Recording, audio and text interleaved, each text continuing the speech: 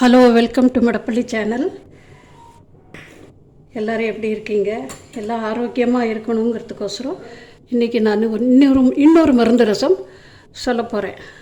அது என்னன்னாக்க ஓமம் போட்ட ரசம். ஓமம் போட்ட ரசம் சாப்பிட்டிங்கனாக்கா கோல்டுக்கு, ஃபீவருக்கு எல்லாத்துக்கும் நல்லாயிருக்கும். ரசத்துலேயே எத்தனையோ விதங்கள் இருக்குது, அதில் இதுவும் ஒன்று. எல்லாம் ஆரோக்கியமாக வாழணுங்கிறதுக்கோசரம் இந்த மாதிரி எனக்கு தெரிஞ்சதெல்லாம் நான் போட்டுருக்கேன். கண்டிப்பாக எல்லோரும் பார்த்து லைக் பண்ணி ஷேர் பண்ணி கமெண்ட் பண்ணுங்கோ. யார் யார் சேனலுக்கு சப்ஸ்கிரைப் பண்ணலையோ எல்லோரும் கண்டிப்பாக மடப்பள்ளி சேனலுக்கு சப்ஸ்கிரைப் பண்ணணும். இப்போ வீடியோக்குள்ளே போலாமா? ரொம்ப ஈஸி. எல்லாமே நான் சொல்கிறது எல்லாமே ஈஸியாக பண்ணக்கூடிய ரச வகைகள் எப்போவுமே ஈஸியாக இருக்கும். வீடியோக்குள்ளே போலாமா? இப்போ முதல்ல ரொம்ப ஜாஸ்தி எண்ணெய் வேண்டாம், கொஞ்சமாக எண்ணெய் விட்டுக்கோங்க. எண்ணெய் நல்லா சூடானோடனே நம்ம வறுக்க வேண்டிய சாமான்களை எல்லாம் பார்க்கலாம்.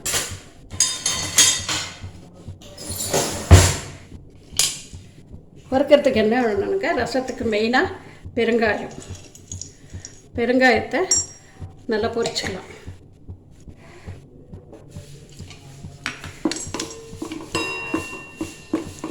பெருங்காயம் போட்டால் தான் சாப்பாடே ரொம்ப நல்லது. பெருங்காயம் முதல்ல உடம்புக்கும் ரொம்ப நல்லது.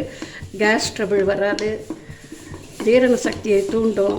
அதே மாதிரி ஓமமும் ரொம்ப ரொம்ப நல்லது. இது குழந்தைங்களுக்கு இந்த ரசத்தை வச்சு கொடுத்தீங்கன்னாக்கா ரொம்ப நல்லாயிருக்கும். அவங்களுக்கு சாப்பிட்றதுக்கு பசியை தூண்டி விடும். ஓமம் எப்போவுமே உடம்புல நல்லது. உடம்புக்கு சாதாரணமாக எல்லோரும் வெறும் ஓம்படியில் போடுவாங்க, ஓம் வாட்டர் பண்ணி சாப்பிடுவாங்க. இதை நான் இன்றைக்கி ரசமாக வச்சு உங்களுக்கு காமிக்கிறேன்.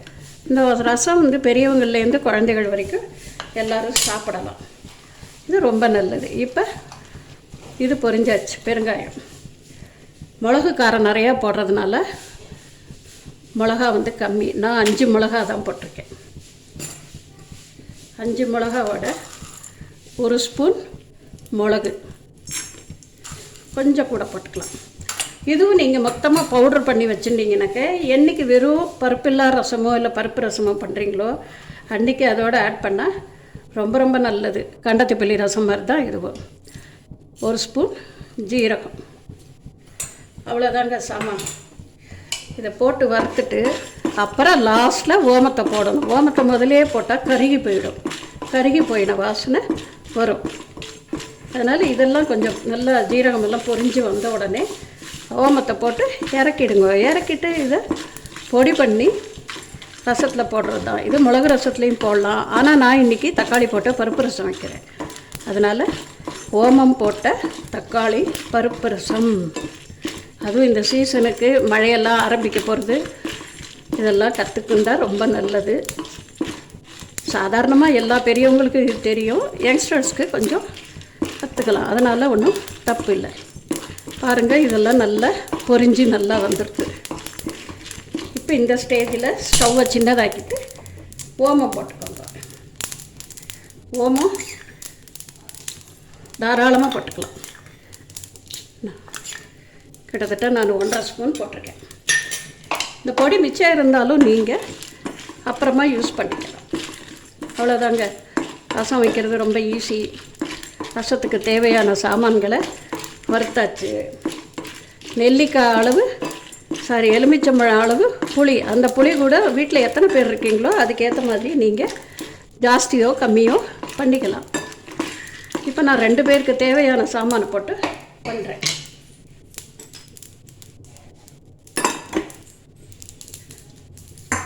புளி ஜலத்தை நான் எப்பவும் போல் கரைச்சி ரெடியாக வச்சுருக்கேன்.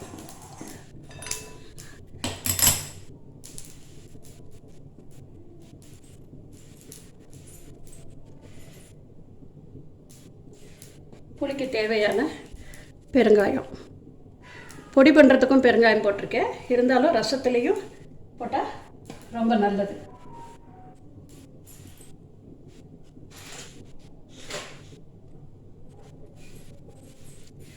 தேவையான மஞ்சள் பொடியை போட்டுக்கலாம்.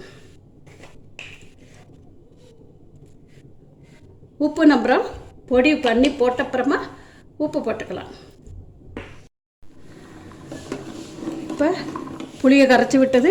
புளி தண்ணி கம்மியாகிடுது. எப்போவுமே நான் சொல்கிறது புளி தண்ணி ரொம்ப நிறைய விட்டு கொஞ்சமாக பருப்பு தண்ணி விடாதுங்க. அப்படி புளி விட்டால் கூட அதை நல்லா சுருக்கணும், கம்மியாகணும்.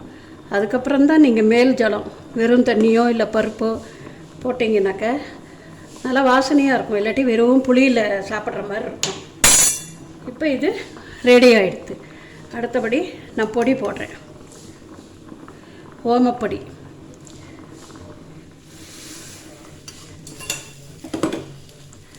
கரண்டியை போட்டு வச்சுக்கோங்க, இல்லாட்டி இந்த மாதிரி பொங்கிடும். ஸ்டவ்வையும் சின்னதாக்கிக்கோங்க. இன்றைக்கி நான் எங்கள் 2 பேருக்கு 1.5 ஸ்பூன் பொடி போடுறேன். எப்போவுமே அவங்கவுங்க வீட்டுக்கு தகுந்த மாதிரி உப்பு காரம் போட்டுக்கோங்க. இன்றைக்கி ஓமக்காரம் மிளகு இதெல்லாம் நிறையா இருக்கிறதுனால ரொம்ப ஜாஸ்தி பொடி வேண்டாம்.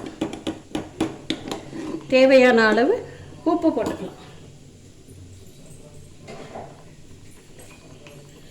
உப்பும் அப்படி தான், உங்களுக்கு எவ்வளோ தேவையோ அவ்வளோ போட்டுக்கோங்க. பத்தலைன்னா கூட அப்புறம் போட்டுக்கலாம். நான் இவ்வளோ தான் போட்டிருக்கேன், 2.5 ஸ்பூன். இப்போ இந்த பொடி வாசனை போன உடனே பருப்பு ஜலத்தை கரைச்சி இதில் விட வேண்டியது தான். அதனால் தக்காளி பருப்பு போட்ட ஓமரசம் உடம்புக்கு ரொம்ப நல்லது. கண்டிப்பாக எல்லோரும் இந்த சீசனில் செஞ்சு பாருங்கோ. இந்த வேலையெல்லாம் நீங்கள் சண்டேயில் பண்ணிங்கனாக்கா ரொம்ப நல்லாயிருக்கும். அதுவும் எண்ணெய் தேய்ச்சி குளிச்சுட்டு இந்த ரசம் சாதம்லாம் சாப்பிட்டீங்கன்னு வச்சுக்கோங்க, உடம்பே ரொம்ப கலகலன்னு இருக்கும். வாரம் பூரா வேலை செஞ்சவங்களுக்கு அந்த டயர்ட்னஸ்ஸு தெரியாது. யாராக இருந்தாலும் சரி, லேடிஸோ ஜென்ஸோ குழந்தைங்களோ யாராக இருந்தாலும் இந்த பத்திய ரசம் சாப்பிட்டீங்கன்னாக்கா ரொம்ப நல்லாயிருக்கும். கண்டிப்பாக இதை எல்லோரும் செஞ்சு பாருங்க. இப்போ இது நல்லா கொதிச்சு எடுத்து இதுக்கு பருப்பு விட்டுறலாமா? பாருங்க, ரசம் 1/2 சொம்பு இருந்தது, இப்போ 1/4 சொம்பு ஆயிருக்கு.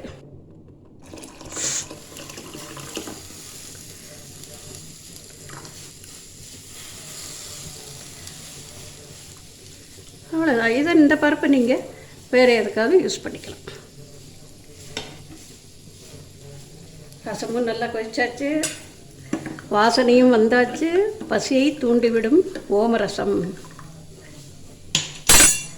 இப்போ இந்த மிக்சியை அலம்பி விட்ட தண்ணியும் இதில் விட்டுக்கலாம், ஏன்னா அதுவும் வேஸ்ட் ஆகாது. அவ்வளோதான்.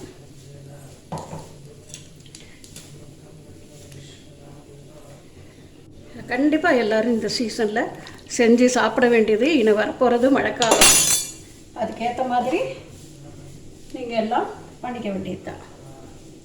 இப்போ அடுத்தது இதுக்கு கடுகு தாளிச்சு கொட்டணும்.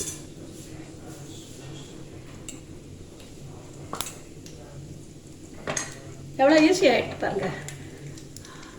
ஆரோக்கியமாக சாப்பிடுவோம், ஆனந்தமாக வாழ்ந்திடுவோம். இப்போ வைரஸ் காலத்தில் இதெல்லாம் தேவையான உணவு வகைகள். டெய்லி பருப்பு சாம்பார், பத்தக்குழம்பு, மோர் குழம்பு, இல்லை பாத்து, பிரியாணி அதெல்லாம் சாப்பிட்றோம். வாரத்தில் ஒரு நாளைக்கு இந்த மாதிரி குழந்தைங்களுக்கு செஞ்சு போட்டிங்கனாக்க அவங்களுக்கு நல்ல ஜீரண சக்தி வரும். அவ்வளோதான்.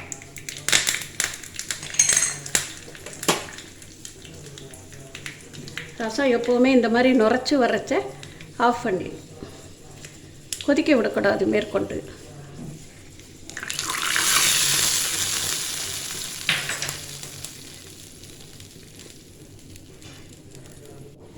அவ்வளோதான், ரசம் ரெடி. தேங்க்யூ.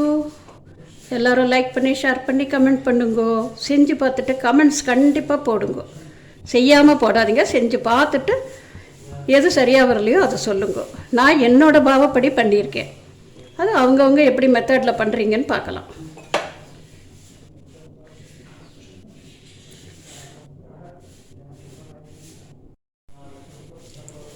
இதில் கொஞ்சம் ரசத்தில் வெல்லம் போட்டுக்கலாம். கொதிக்கிறச்சியும் போடலாம், இல்லை கீழே இறக்கி வச்சும் போடலாம். நான் நாட்டு சக்கரை போடுறேன்.